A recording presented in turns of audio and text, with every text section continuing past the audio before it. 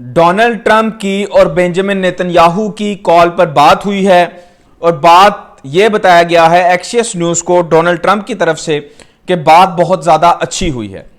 उन्होंने कहा है कि ईरान के अलावा भी और भी चीजों पर बात हुई है। ईरान पर तो बात हुई होगी कि जी ईरान ने क्या कहा है और हमने क्या जवाब दिया है।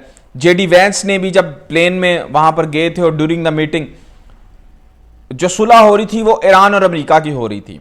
जेडी वैंस किसको रिपोर्ट कर रहे थे? इसराइली पीएम को रिपोर्ट कर रहे थे। अब जो डोनाल्ड ट्रंप साहब हैं उनकी भी बात हो रही है, वो भी इसराइली पीएम को रिपोर्ट कर रहे हैं कि जी ऐसा ऐसा हो गया। और ट्रंप ने मजीद कहा है कि मामला बहुत अच्छे गए हैं, बातचीत बहुत अच्छी गई है, लेकिन ये उन्होंने रिवील नहीं किया कि जंग जारी रहेगी या नहीं रहेगी। वो धमकियां ही दे रहे हैं कि जी हाँ मैं कर दूंगा, लेकिन ये कंफर्म नहीं किया कि जंग जारी रहेगी या पीस जो टॉक होगी वो ऐसा होगा। एक बार दोबारा जंग स्टार्ट हो गई तो दोबारा पीस लाना बहुत मुश्किल हो जाएगा। फिर अगर ईरान अड़ गया कि जी अब हम रिटेलिएशन स्ट्राइक नहीं करेंगे, हम अब अटैकिंग स्ट्राइक करेंगे, तब अमेरिका क्या करेगा? अभी तो यह है कि अमेरिका ने हमला बंद किया हुआ है तो ईरान ने बंद किया हुआ है।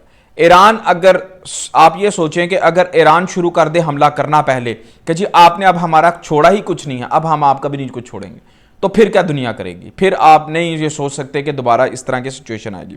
तो अक्लमंदाना फैसला यही होगा कि डील पे ही रहें और कोई डील कर लें, कोई बात कर लें। At the end of the day करोड़ों लोग मरने के बाद भी आपने टेबल पे ही आना है, उसके बाद भी आपने टेबल से ही उठना है। यह है कि करोड़ों लोगों की जानें बच जाएं, यहां पर एक बहुत बड़ा फसाद भरपा होने से बच जाए, तो आपके लिए भी आसानी होगी, अमेरिकन के लिए भी और एशियंस के लिए भी आसानी होगी। अब ये कोई ना सोचे कि एशियंस मरेंगे तो वापसी पे कुछ नहीं होगा अमेरिकन का, ऐसा नहीं हो सकता।